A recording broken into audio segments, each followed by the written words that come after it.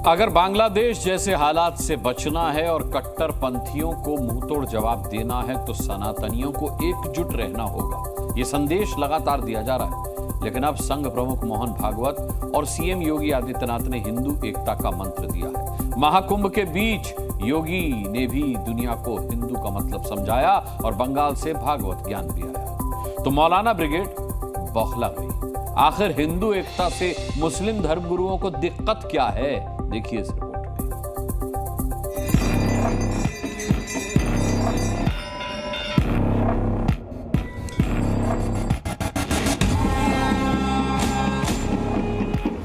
संघ संपूर्ण हिंदू समाज का संगठन करना चाहता है। हिंदू होने का मतलब भारत की एकता और अखंडता की गारंटी देना। योगी और भागवत ने सनातनियों की एकजुटता की नींव को मजबूत करने की ठान ली है। इसीलिए तो महाकुंभ के बीच योगी के साथ अब भागवत ने भी हिंदू एकता का मंत्र दिया है। सनातन के सबसे बड़े समागम महाकुंभ से एकता का संदेश पूरी दुनिया में जा रहा है, क्योंकि हिंदू एकता मतलब भारत की एकता और अखंडता पर पक्की मुहर। सनातन मतलब विश्व कल्याण की गारंटी, और इसी गारंटी के पूरे होने की गारंटी दे रहे हैं योगी और भागवत। संघ क्या करना चाहता है? तो एक वाक्य में इस प्रश्न का उत्तर देना हो तो संघ संपूर्ण हिंदू समाज का संगठन करना चाहता है। हिंदू समाज का संगठन क्यों? क्योंकि इस देश का उत्तरदायी समाज हिंदू समाज है। हिंदू होने का मतलब विश्व कल्याण का मार्ग प्रशस्त करना।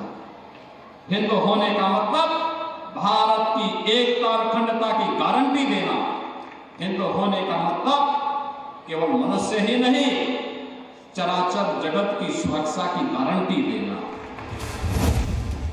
सनातन की धर्म ध्वजा बड़ी शान से लहरा रही है, जिसका सबसे बड़ा उदाहरण है प्रयागराज में चल रहा भव्य महाकुंभ, जिसमें 52 करोड़ से ज्यादा भक्त आस्था की अब तक डुबकी लगा चुके हैं। एकता की ऐसी तस्वीर सामने आ रही है जो शायद ही कभी देखी गई हो।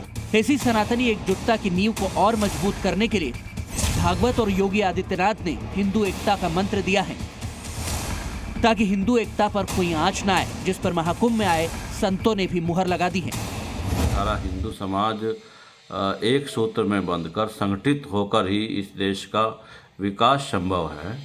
तो वो यही मूल अवधारणा है कि हिंदू इस देश को अपना देश मानता है, और हिंदू जब संगठित होता है, संस्कारित होता है, तो निश्चित रूप से देश की एकता और अखंडता मजबूत होती है। सनातन संस्कृति, हिंदू हिंदुत्व, हिंदू राष्ट्र, मानवता, मानव, इसको लेकर आगे चले।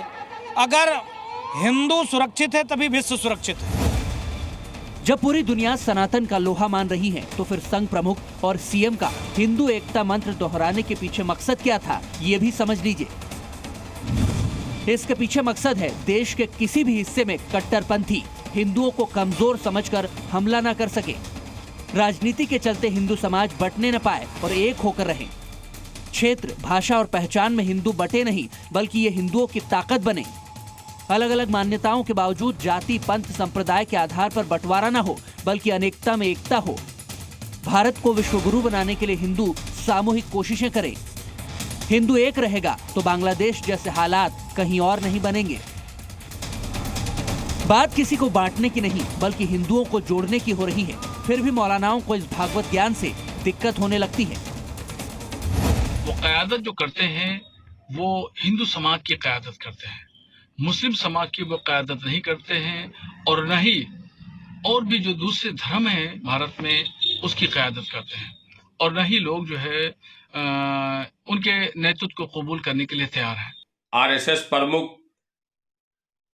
तो बड़ी जिम्मेदार बातें करते हैं, लेकिन आज जिस तरीके से सवाल पूछे हैं कि संघ प्रमुख ने कहा कि देश का उत्तरदायी समाज हिंदू है, इसका मतलब इस मुल्क का 25 करोड़ जो मुसलमान हैं वो इस मुल्क से कोई वास्ता नहीं रखता है। उनकी बातों से तो यही प्रतीत होता है। हिंदू तोड़ों के मंसूबे पालने वालों ने हमेशा से हिंदुओं को बांटकर इसका फायदा उठाया है, मगर अब हिंदू जोड़ों का जो भागवत संदेश और योगी प्लान है, उस हिंदू एकता मंत्र के आगे हर साजिश वाला खेल नाकाम होगा। ब्यूरो रिपोर्ट, जी मीडिया।